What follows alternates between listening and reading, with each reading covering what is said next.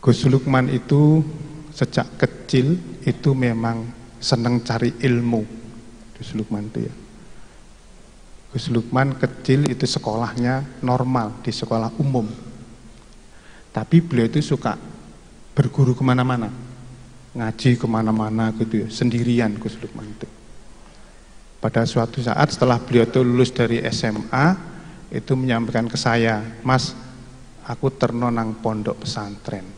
Loh, kan semuanya, hampir semua putra abad itu kuliah termasuk saya.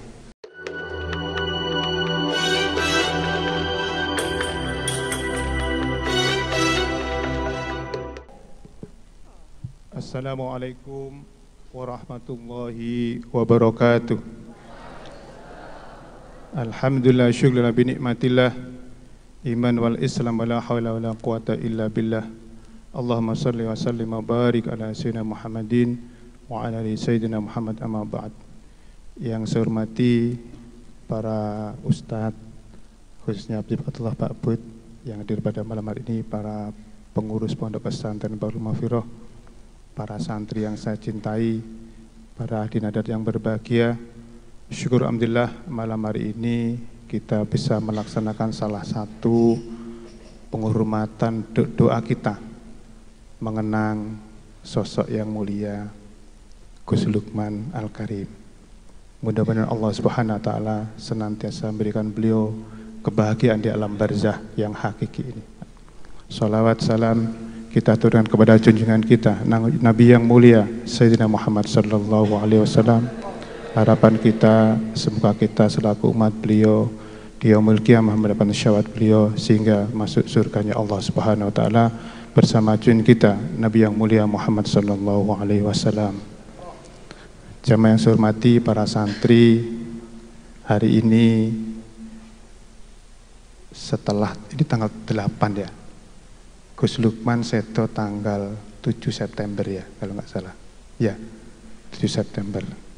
Hari ini kita peringati haul beliau yang keempat.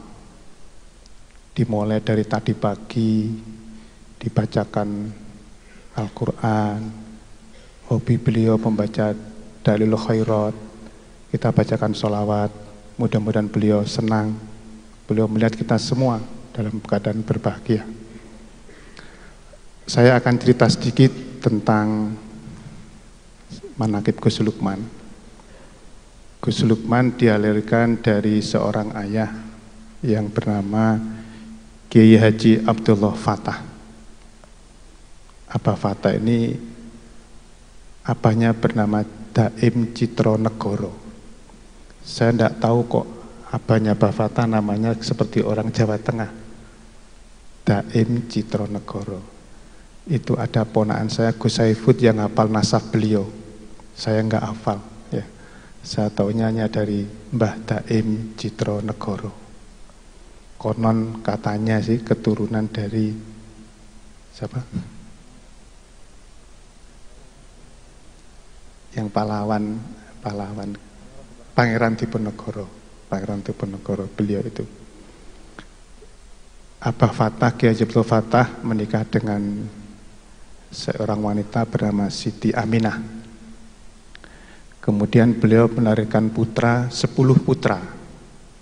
Nomor 1 almarhumah waktu kecil, namanya Maslihah, nomor 1. Nomor 2 Suciana, itu masih hidup beliau sekarang, ada di rumah mungkin ya.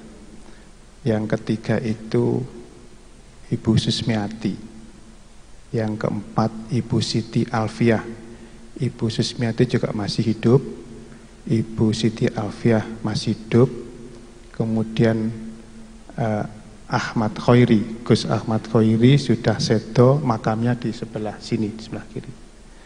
Kemudian Ahmad Khairi punya adik saya, Muhammad Bisri. Jadi adiknya Gus Khairi itu saya.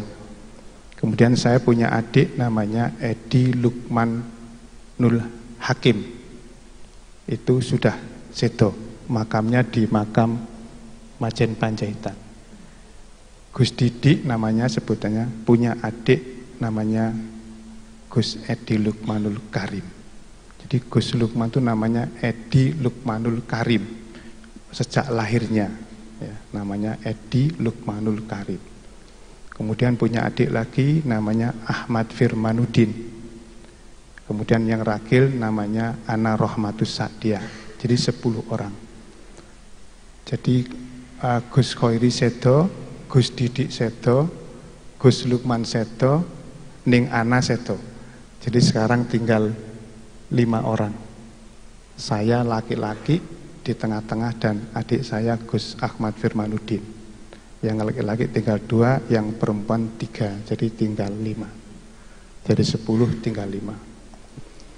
Gus Lukman itu sejak kecil itu memang senang cari ilmu. Gus Lukman itu ya. Gus Lukman kecil itu sekolahnya normal di sekolah umum. Di SD, kalau nggak salah SD Muhammadiyah atau mana itu SD-nya.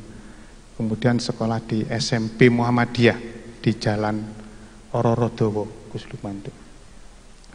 SMA beliau itu sekolah di SMA PPSP, sekarang SMA 8. Tapi beliau itu suka berguru kemana-mana, ngaji kemana-mana gitu ya, sendirian Gus Lukman itu.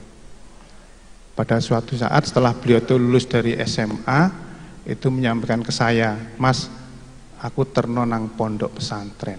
Loh, kan semuanya, hampir semua putra Abah itu kuliah termasuk saya. Saya ini mungkin dulu maunya suruh Abah jadi kiai ya, Bib, tapi nggak jadi. Saya dulu malah yang disekolahkan PGA itu saya. Mulai kecil saya didik Abah saya itu di sekolah agama. Jadi saya di PGA Jalan Bandung. Dulu namanya pendidikan guru agama, mulai kelas 1 SD itu juga sudah agama terus sampai sanawiyah. Baru aliyah saya pindah. Kalau Gusman kebalik dari umum SMA, beliau pengen mondok. Saya nanya, mondok nang di lu? Aku pengen mondok nang Tebu Ireng, Mas. Loh. Terus saya izinkan ke abah saya, ya wis iku ancene dalane adikmu. Akhirnya saya antar Gus Lukman ke Tebu Ireng, saya sendiri yang antar sama abah. Ya. Saya ingat pakai mobil Colt T120, saya baru pinter nyupir itu ya. Nggak tahu tahun berapa itu Gus Lukman itu ya. Beliau belajar agama di sana ya. Tapi beliau ini juga hobi olahraga, sepak bola. Ya mondok ya bal-balan Gus Lukman itu. Makanya supaya seneng tak buatkan futsal di sini Habib. Supaya beliau seneng di sini, itu hobi-hobinya semua saya berikan ya untuk Gus Lukman. Ya beliau itu suka main bola ya. Saya terakhir dibelikan sepatu bola sama Gus Lukman itu. Mas bal-balono itu tak kayak sepatu bola, masih ada. Ya. Nanti mau tak berikan pondok untuk museum sepatunya Gus Lukman ya. Terserahkan. Makanya mungkin nanti ini tahun depan kalau bisa manakibnya Gus Lukman ditulis. Siapa yang nulis ditulis, nanti dari sumber ditulis sehingga pada saat haul manakibnya Gus Lukman bisa dibacakan. Ya. Kemudian beliau mondok. Nah, di Tebu Ireng itu Gus Lukman itu sukanya riyadhah. Ya, karena Gus Lukman mesti cerita saya, apa yang dilakukan cerita saya. Hobinya Gus Lukman itu puasa, riyadhah. Walaupun main bola itu puasa. Terus makannya itu Gus Lukman itu asal. Pernah cerita saya makannya itu Habib, itu nasi dicampur sama roti, diremet-remet gini. Jadi makan ini Gus Lukman ini sembarang. Kok ngono lho, tak lakonani mangan sembarang Mas. Sing penting nyatu tak riyadhah monok nang Tebu Ireng. Jadi kuat sekali riyadhahnya. Tiap malam enggak pernah tidur di makamnya Hasyim Asy'ari. Ya, beliau itu. Jadi Gus Lukman itu luar biasa riyadhahnya. Sampai akhirnya beliau itu lulus dari Tebu Ireng, pulang. Nah, pulangnya itu lucu. Ini saya harus ceritain ya, Habib. Katanya suatu malam Gus Lukman itu sebetulnya tidak tahu siapa Abah Fatah. Ya ilmunya belum tahu Habib. Suatu saat beliau itu riyadhah malam. Ini cerita ke saya. Riyadhah malam dia sudah mau selesai di pondok pesantren Tebu Ireng. Malam-malam ditanya Abah Fatah. Jadi pas jam 2 malam beliau riyadhah di makamnya Hasyim Asy'ari. Abah Fatah datang. Ya, datang. Datangnya seperti apa? Yaitu cerita lain ya. Datang terus bilang, "Wis saiki mulya." Wis, mulya. Gus Lukman kaget, "Loh, saya suruh pulang." "Pulanglah Gus Lukman." Nah, sejak itulah Gus Lukman berguru ke Abah Fatah, terutama ilmu akidah. Ya. Sejak itu beliau itu, waduh, sudah nggak pernah mikir apa-apa beliau itu. Sampai suatu saat beliau mau menikah, saya bilang, "Wih, kudu kerja karena sudah menikah." Akhirnya kerja beliau itu di mana? Di PU Kota Malang, Dinas PU Kota Malang. Beliau kerja karena dulu tahu pemain bola, diajaklah ke PU. Padahal beliau ini dari lulusan pondok pesantren, masuklah di PU Kota. Setelah masuk di PU Kota beberapa tahun, saya diajak teman saya membuat pondok ini awalnya tahun 1997.